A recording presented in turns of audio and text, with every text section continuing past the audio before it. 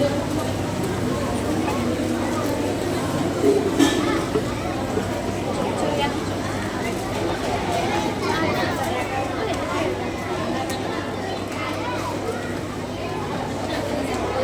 Lord children. అందరూ హ్యాపీగా ఉన్నారా?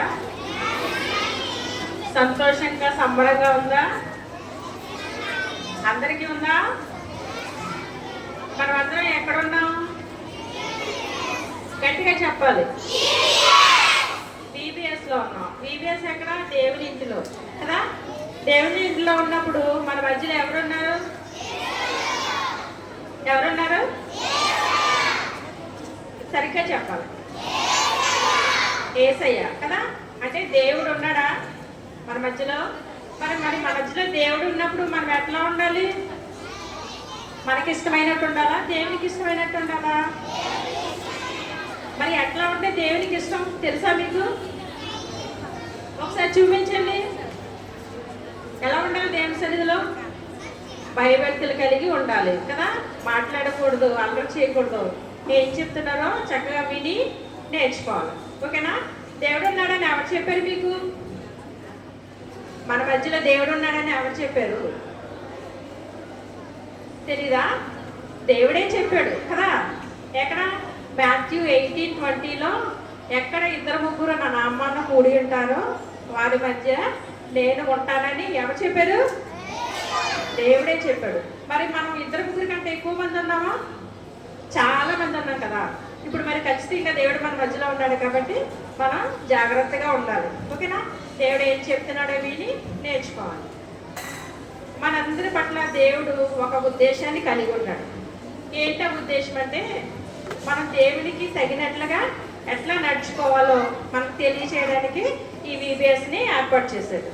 మరి ఏంటో దేవుని ఉద్దేశం అంటే తెలుసా మీకు? చెప్పండి. మన థీమ్ వర్స్ ఏంటి? అక్కడ వెనకాల ఉంది, చదవండి. ప్రభువునకు తగినట్టుగా నడువుము. కలసి 1వ అధ్యాయం 10వ వచనం. మళ్ళీ చెప్పండి. ప్రభువుకు తగినట్టుగా నడువుము. కొలసి 1వ అధ్యాయం 10వ వచనం. ఏ విధంగా నడుచుకోవాలో ఈ 2 days నుంచి దేవుడు మనకి కొన్ని విషయాలు నేర్పించాడు. అవునా? నేర్చుకున్నారా మీరు? ఈ 2 daysలో ఏమేమి విషయాలు నేర్చుకున్నారు చెప్పండి. ఫస్ట్ డే ఏం నేర్చుకున్నారు? సృష్టిని గురించి నేర్చుకున్నారు కదా. దేవుడు సృష్టిని ఎంత ఆశ్చర్యకరంగా చేశాడో నేర్చుకున్నాం. దాంట్లో ఏముంది? దేవుని యొక్క గొప్పతనం, దేవుని యొక్క శక్తిని గురించి నేర్చుకున్నాం కదా. ఇంకా 6వ దినాన్న మానవుని ఎట్లా చేశాడు దేవుడు, పరిశుద్ధ దినాన్ని ఏ విధంగా పరిశుద్ధపరిచాడు, 7వ దినాన్ని నేర్చుకున్నాం. గుర్తున్నాయా లేదా మీకు? సెకండ్ డే ఏమి నేర్చుకున్నారు చెప్పాలి. దేవుని వాక్యాన్ని సరైన విధానంలో విని దానిని అనుసరించాలి. అనుసరిస్తే మనం మంచి నేలను పడిన విత్తనం వల్లే ఫలిస్తాం కదా. తర్వాత ఇంకేం నేర్చుకున్నారు? తప్పిపోయిన కుమారుడు దొరికినప్పుడు, పోగొట్టుకున్న నాణ్యం దొరికినప్పుడు, ఇంకా తప్పిపోయిన గొర్రె దొరికినప్పుడు వాళ్ళు ఎలా సంతోషించారు. అలా మనం కూడా దేవుడి నుంచి తప్పిపోయాం. తిరిగి దేవుని దగ్గరకు వచ్చినప్పుడు మనల్ని చూసి దేవుడు సంతోషపడేటట్లుగా ఉండాలని నేర్చుకున్నాం. ఈరోజు ఏం నేర్చుకుంటామంటే మన లెసన్ ఎస్తేరు రాణి ఎవుట. చెప్పండి. అక్కడ ఉంచండి. Esther becomes queen. ఓకేనా? ఎస్తేరు ఎట్లా రాణి అయింది ఆమె గురించి నేర్చుకున్నాం. బైబిల్ గ్రంథంలో బైబిల్ మధ్యలో ఉన్న అధ్యాయాలు గల గ్రంథం పేరేంటి చెప్పండి? చెప్తారా? ఎస్తేర్. ఎస్తేర్ అనేది ఒక గ్రంథం పేరు మాత్రమే కాదు.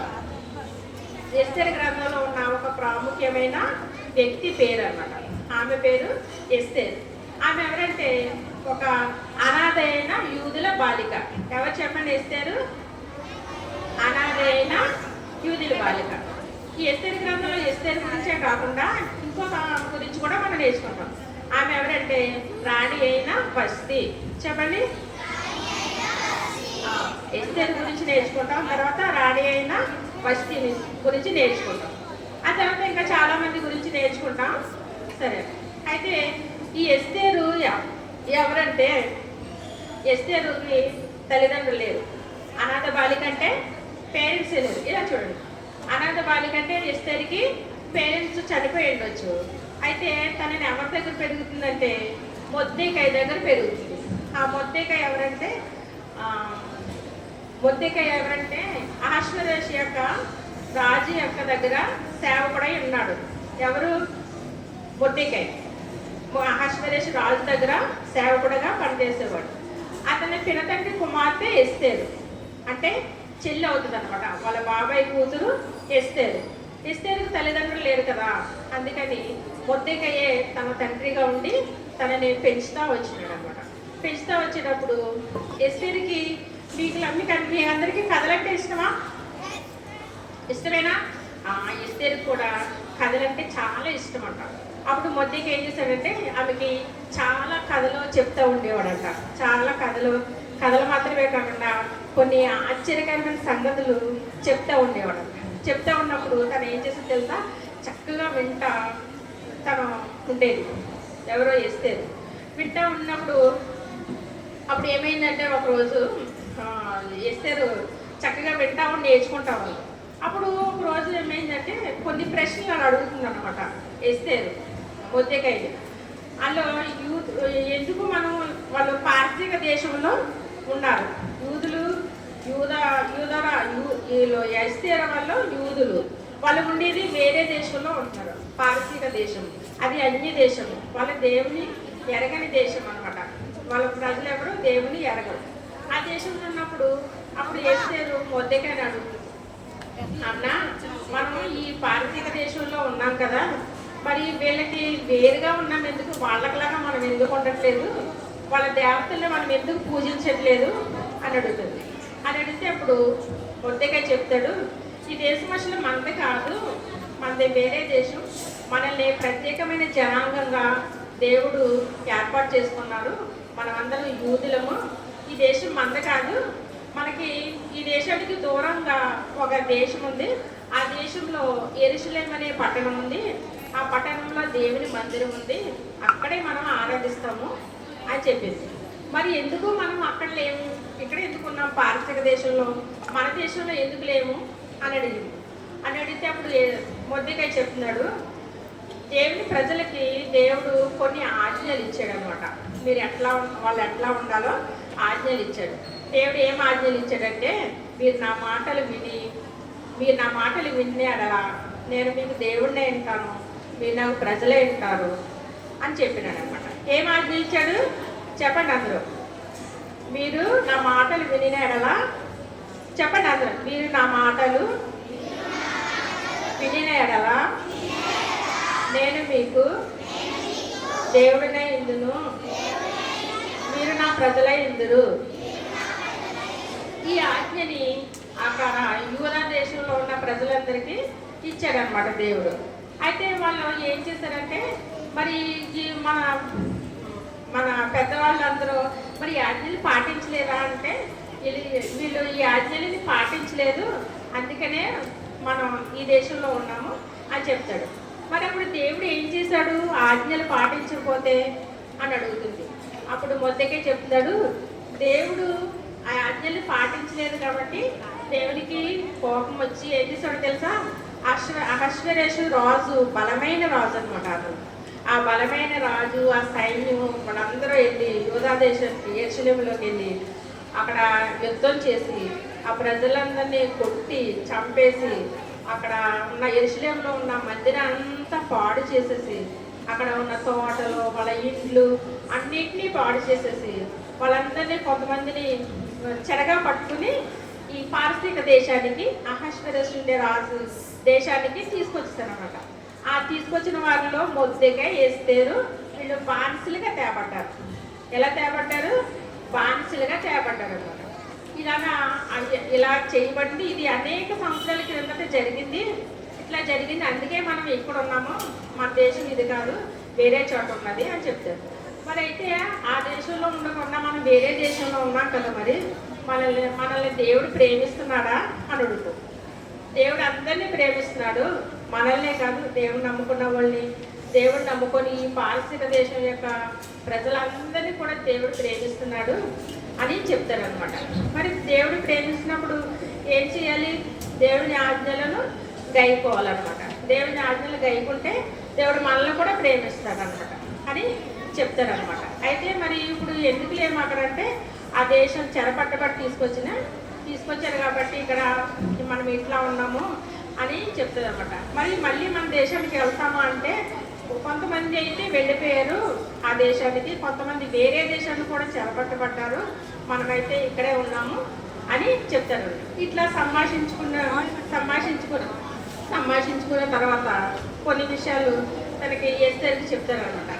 ఇట్లా ఎస్తేరు ఈ మొర్దెకై చెప్పిన విషయాలన్నీ చక్కగా విని తను యూదులు అనాథైన బాలిక అయినప్పటికీ వేరే దేశం నుంచి ఈ దేశానికి వచ్చినప్పటికీ ఈ దేశంలో ఉన్న ప్రజల్లాగా వేరే దేవతలను పూజించకుండా మొర్దెకై చెప్పినట్టుగా దేవుని విషయాలు మనసులో పెట్టుకుని చక్కగా ఎంతో విధేయత కలిగి తను జీవిస్తూ ఉన్నదనమాట.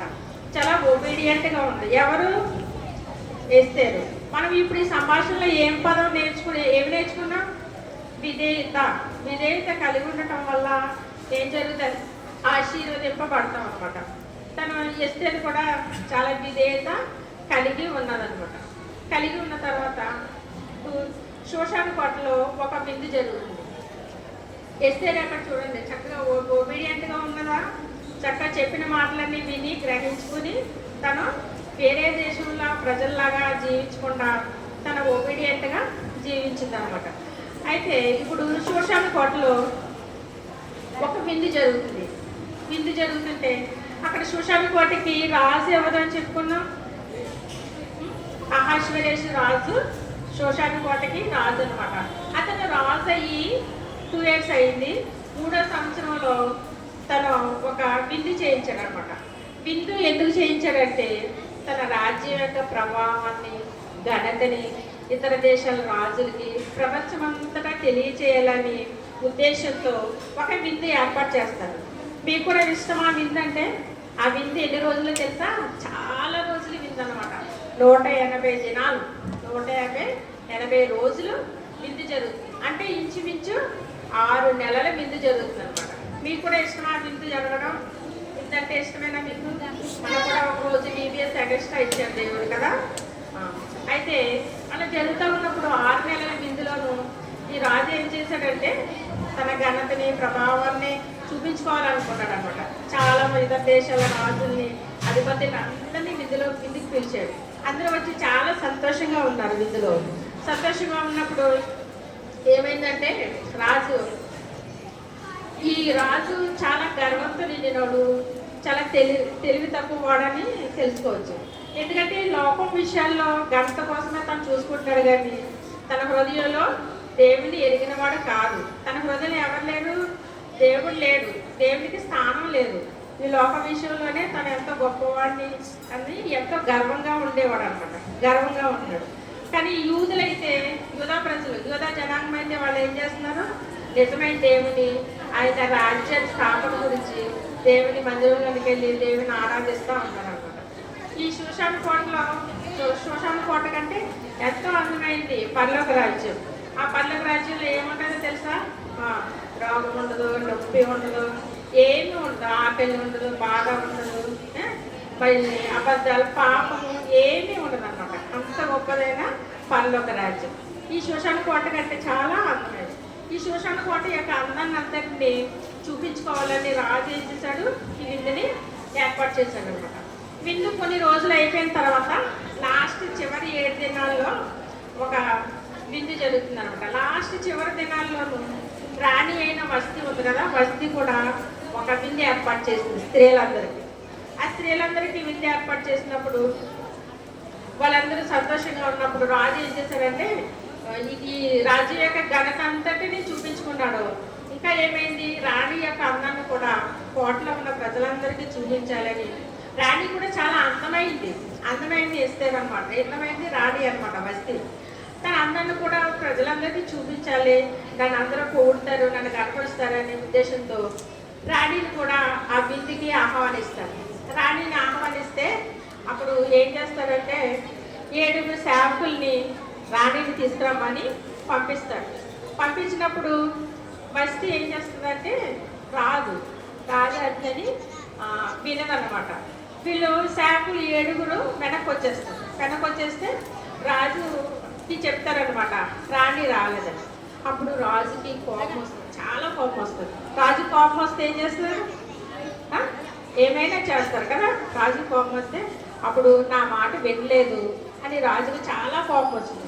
రాజు సంస్థానంలో చాలామంది అధిపతులు అధికారులు చాలామంది ఉంటారు కదా. వాళ్ళందరి ముందు తనకేమైంది? అవమానం కలిగింది కదా, సిగ్గు. రాజు మాట వినలేదని తెలిస్తే ఈ రాజ్యంలో ఉన్న స్త్రీలందరూ కూడా తమ భర్తల్ని గౌరవించరు, విలువ ఉండదు అనేసి ఈ రాణి రాజ్యానికి రాణిగా ఉండడానికి ఈ వస్తీ తగదు, తను తీసేయాలి రాజ్యం నుంచి అని ఒక ఆజ్ఞని జారీ చేస్తారనమాట. అది అక్కడ చట్టంలో పెట్టేస్తారు, ఆ చట్టం చేస్తారనమాట. ఈ రాణిని ఉండకూడదనేసి తొలగించేయాలని రాజుకి సలహా ఇస్తారనమాట, సలహాదారు.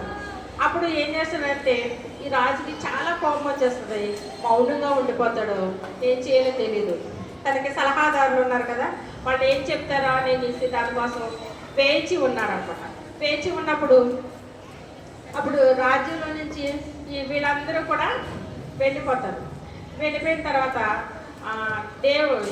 అహష్వేరోషు రాజు వస్తీ గురించి తనకి కోపం తగ్గిన తర్వాత వస్తీ గురించి ఆలోచిస్తూ ఉన్నప్పుడు, రాణి గురించి ఆలోచిస్తున్నప్పుడు వీళ్ళు ఏం చేస్తారంటే రాజ్యంలో ఉన్న కాలజ్ఞానులు ఎలాగ రాజుకి రాణి కావాలి కదా, వస్తీని తీసేసాం కదా అని చెప్పేసి అతను ఏం చేస్తారంటే ఒక కన్యకలందరినీ, దేశంలో ఉన్న కన్యకలందరినీ కూడా తీసుకురండి రాణిగా ఏర్పాటు చేయడానికి అని చెప్తారు.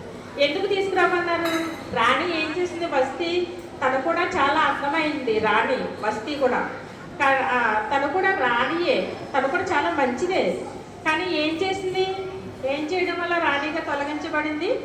రాజు యొక్క ఆజ్ఞను పాటించలేదు, వినలేదు.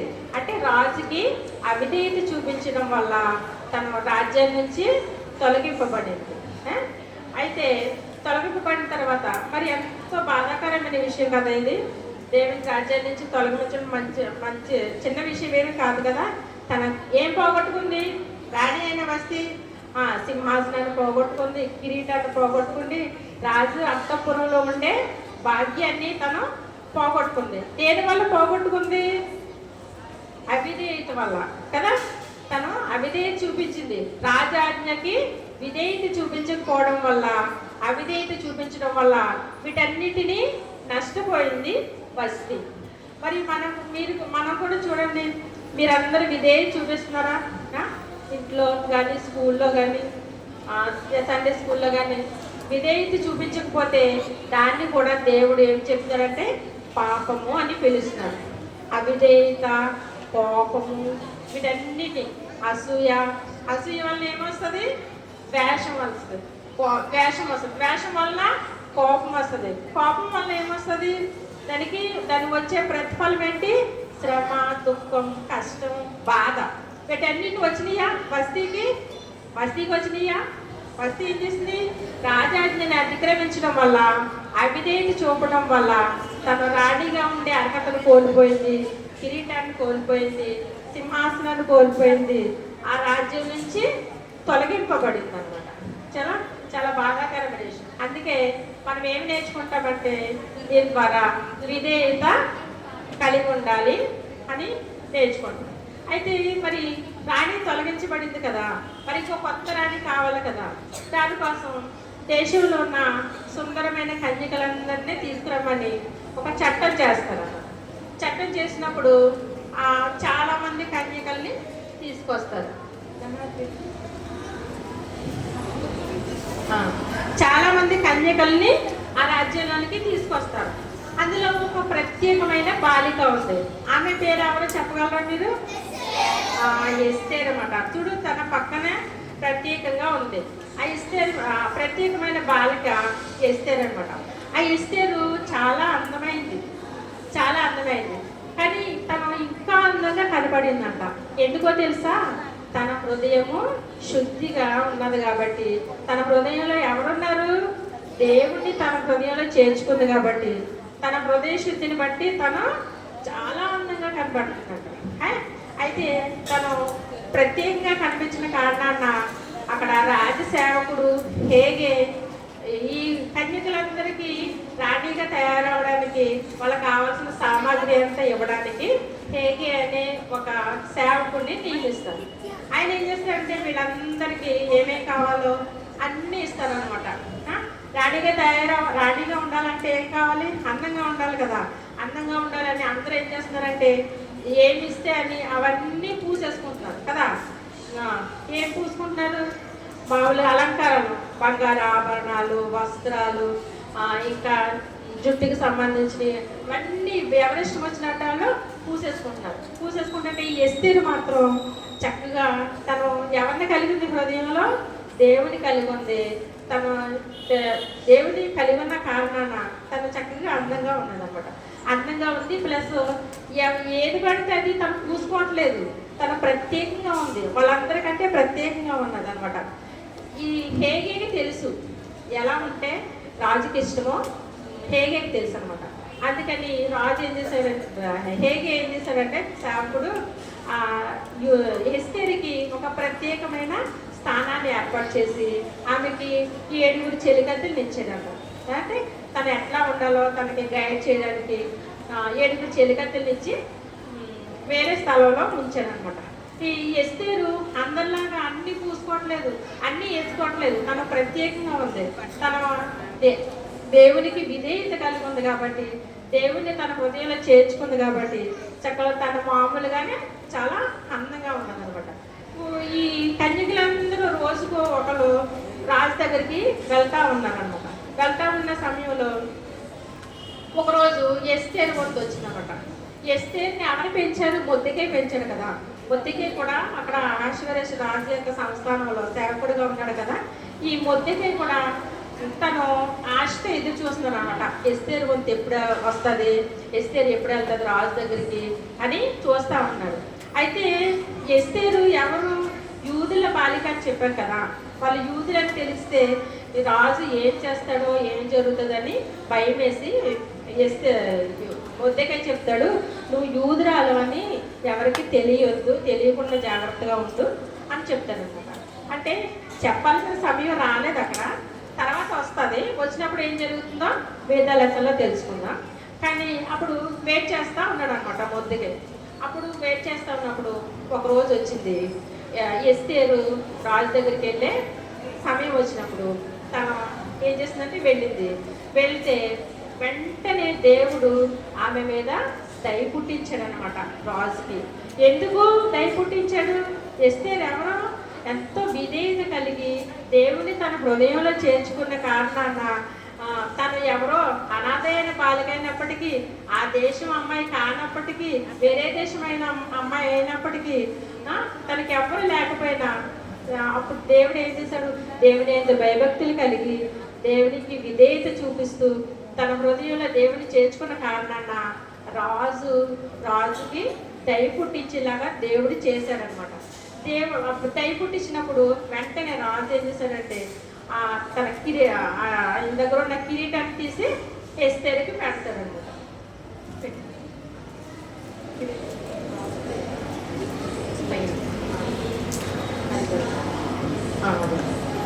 చూడండి, అక్కడ రాజు ఏం చేశాడంటే కిరీటాన్ని తీసి ఎస్తేరుకి పెట్టాడు. మరి మీకు కూడా కిరీటాలు కావాలా? కిరీటాలు కావాలా వద్దా? కిరీటాలు కూడా ఇస్తారు. ఎవరు ఇస్తారు మనకి కిరీటాలు? దేవుడు ఇస్తాడు. మరి దేవుడు మనకి కిరీటం ఇవ్వాలంటే మనం ఏం చేయాలి? ఎస్తేరు లాగా విధేయత చూపించాలి. చూడండి, ఎస్తేరు ఏం చేయబడింది? గణపరచబడింది కదా. ఎవరో చిన్న యూదురాలైన బాలిక అయినప్పటికీ, వేరే దేశం అయినప్పటికీ, తనకి తల్లిదండ్రులు లేకపోయినప్పటికీ, తను బానిస కదా, తనకి గుర్తించలేని స్థానం కలిగినప్పటికీ ఎస్తేరుని ఏం చేశాడు? దేవుడు తన యొక్క భయభక్తులు కలిగి ఉండటం వల్ల, విధేయత చూపించడం వల్ల ఎస్తేరుని అలా పైకి తీసుకొచ్చి ప్రపంచం అంతటికి కనిపించేలాగా దేవుడు చేశాడా? రాణిగా చేశాడా? మరి రాణి అయిన వస్తీ ఎవరు? తన రాణి రాణి అయినప్పటికీ, ఎంత అందమైన అయినప్పటికీ తను రాజానికి అవిధేయత చూపించడం వల్ల తన స్థానం ఏమైంది? కోల్పోయింది. అవిధేయత వల్ల ఏమొచ్చింది చెప్పండి? అవిధేయత వల్ల కష్టము, శ్రమ, బాధ, దుఃఖము, మరణం కలుగుతుంది. విధేయత చూపించడం వల్ల ఏమొచ్చింది? ఎస్తేరికి ఆశీర్వాదం వచ్చిందనమాట. మరి మీరు విధేయత చూపించాలి దేవునికి. మనం ఈ పాఠంలో ఏం నేర్చుకున్నాం? విధేయత కలిగి ఉండటం వల్ల మనం ఆశీర్వదించబడతాం అనమాట. దేవుడు ఆశీర్వదించబడతాం. అయితే దేవుడు మరి ఆశీర్వదించాలంటే, మనం విధేయత కలిగి ఉండాలంటే మనం ఎలాంటి వాళ్ళం తెలుసా మీకు? బైబిల్ చెప్తుంది. మీరు అనుకుంటారా మేము చిన్నపిల్లలం కదా, మాకు ఏం పాపం చేయలేదు, మాకు పాపం అంటే తెలియదు అని అనుకోవచ్చు. బైబిల్ గ్రంథం ఏం చెప్తుంది? పాపం అంటే ఏంటి? పెద్ద పెద్ద హత్యలు చేయడం, దొంగలు చేయడం అదే పాపం కాదు. అవిధేయత చూపించడం, కోపపడడం, దేవునికి ఇష్టం లేని పనులు చేయడం, ఇవన్నీ కూడా పాపం అని చెప్తుంది రోమా 3:23. అందరూ పాపం చేశారు. చిన్నపిల్లలని కాదు, పెద్దవాళ్ళని కాదు, ముసలోళ్ళని కాదు, ఏ భేదం లేదు. ఎవరైనా సరే అందరూ పాపం చేసి దేవుడిచ్చే మహిమని పోగొట్టుకున్నాం. అందుకని దేవుడు తిరిగి ఆయన మహిమని మనకి ఇవ్వాలని తనకు ఏం చేశాడో తెలుసా? తన కుమారుడైన యేసుక్రీస్తు ప్రభువాన్ని ఈ లోకానికి పంపించాడు. యేసుక్రీస్తు ప్రభు ఈ లోకానికి వచ్చి మనం ఎలాంటి వారు? పాపంతో జన్మించాం. అవిధేయతతో, కోపంతో, చెడ్డ పనులు చేస్తూ ఉన్న మనల్ని దేవుడు ఏం చేస్తాడు తెలుసా? పాపంతో నిండిపోయిన హృదయం కలిగి ఉన్నాం కదా. మనం ఇలాంటి హృదయాన్ని కలిగి పరలోకంలో చేరలేము, ఆ కిరీటాన్ని పొందలేము. కాబట్టి దేవుడు ఏం చేశాడు తెలుసా? మనల్ని ప్రేమించి. ఎందుకు ప్రేమించాడు దేవుడు మనల్ని? ఎవరు చేశారు? దేవుడే సృష్టించాడు కదా. అందుకనే దేవుడు మన పట్ల ప్రేమ కలిగి మనం నశించిపోకూడదని, దేవునికి పరలోక రాజ్యంలో చేర్చాలని దేవుడు ఏం చేశాడు తెలుసా? ప్రభు యేసుక్రీస్తు ప్రభువాన్ని ఈ లోకానికి చిన్న బిడ్డగా పంపించాడు. తెలుసా మీకు? యేసుక్రీస్తు ప్రభువారు చిన్న బిడ్డగా జన్మించాడని, బాలుడుగా. తెలుసా? జన్మించాడని తెలుసా మీకు? చిన్న బిడ్డగా ఎందుకు జన్మించాడు? మన కోసమే, మన పాపాలన్నీ క్షమించడం కోసం. ఆయన కొంతకాలం భూమి మీద జీవించి 33.5 సంవత్సరాలు అయిన తర్వాత మనందరి పాపాల కోసం ఆయన సిలువలో మనందరి పాపాల కోసం అక్కడ సిలువలో ఏం చేశాడు? ఆయన్ని బలిగా అప్పగించాడు దేవుడు మన కోసమే, మనందరి పాపాల కోసం. మనం ఎప్పుడైతే ఆ యేసుక్రీస్తు ప్రభువారు నా పాపం కోసమే ఆ సిలువలో బలి అయ్యారు, రక్తాన్ని కార్చారని మీరు నమ్మి నీ పాపాలని దేవుని దగ్గర ఒప్పుకుంటే, ఏంటి పాపం అని చెప్పాం? అవిధేయత, కోపం, దేవునికి ఇష్టం లేని పనులన్నీ కూడా పాపమే. ఈ పాపం అంతటినీ కూడా దేవుడిని క్షమించమని అడిగితే అప్పుడు దేవుడు నీ హృదయాన్ని క్షమిస్తాడు. నీ హృదయాన్ని ఆయన రక్తంతో కడుగుతాడు, నీ హృదయాన్ని శుద్ధిగా చేస్తాడు. అప్పుడు నీకు దేవుడు వచ్చినప్పుడు ఎక్కడ ఏం చేస్తాడు? పరలోకానికి తీసుకెళ్తాడు. అక్కడ నీకు కిరీటాన్ని పెడతాడు. దేవుడు తప్పకుండా తిరిగి వస్తాడు. తెలుసా మీకు? దేవుడు తప్పకుండా తిరిగి వస్తాడు. లేదా మనం ఏదో ఒక దినాన్ని చనిపోవచ్చు, ఎప్పుడైనా చనిపోవచ్చు. ఎప్పుడు చనిపోతామో తెలియదు. దేవుడు ఎప్పుడైనా రావచ్చు, ఎప్పుడు వస్తాడో మనకు తెలియదు. కాబట్టి మనం ఏం చేయాలి? దేవుడు సమయం ఇచ్చినప్పుడు, దేవుడు మనతో మాట్లాడినప్పుడు మన పాపాలు ఆయన దగ్గర ఒప్పుకుని ఆయన రక్తంతో కడుక్కుని మనం ఆయన కోసం జీవిస్తే, విధేయంగా జీవించినప్పుడు దేవుడు ఆశీర్వదిస్తాడు. ఈ పాఠంలో మనం ఏమి నేర్చుకున్నాం? విధేయత కలిగి ఉండటం వల్ల ఆశీర్వాదము అని నేర్చుకున్నాం. ఓకేనా? మరి మెమరీ వర్స్ చెప్పండి. అంటే వాక్యం, మీరు నా మాటలను అంగీకరించిన ఎడల నేను మీకు దేవుడనై ఇందును. ఇర్మియా 7:23.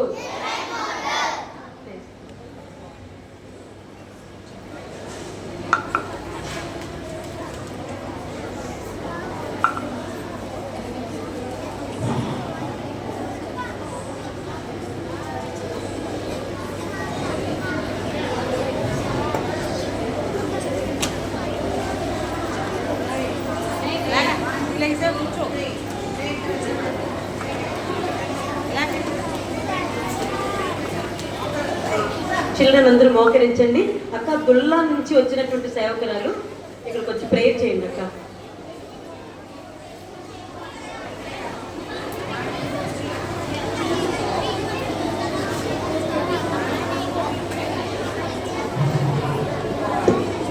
నన్ను మీరు కూడా ప్రేయర్ చేసుకోండి. అందరూ మోకరించండి, పైకి పైకి మోకరించండి. ఆంటీ వచ్చి ప్రేయర్ చేస్తారు. నేను కూడా ఎస్తేరులాగా నేను కూడా అందరికీ విధేయత చూపాలి. అప్పుడే నేను హెచ్చించబడతాను. మీరు కూడా ప్రేయర్ చేసుకోండి.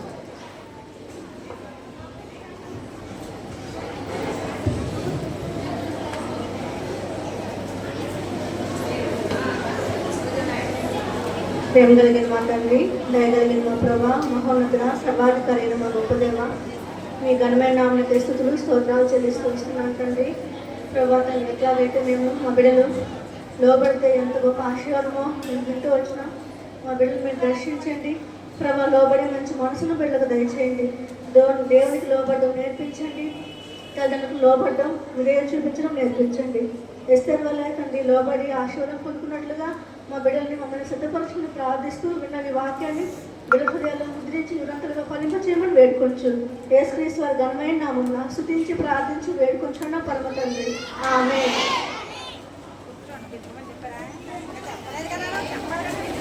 మీరు ముందు ఎక్కడ కూర్చున్నారో అక్కడికి ఆంటీల దగ్గరికి వెళ్ళి కూర్చోండి. ఈ రోజు ఎవరైనా క్రొత్తగా వస్తే ఇక్కడికి రండి. అప్పుడు మీకు వేరే గ్రూప్స్లో మీకు అప్పగిస్తాం.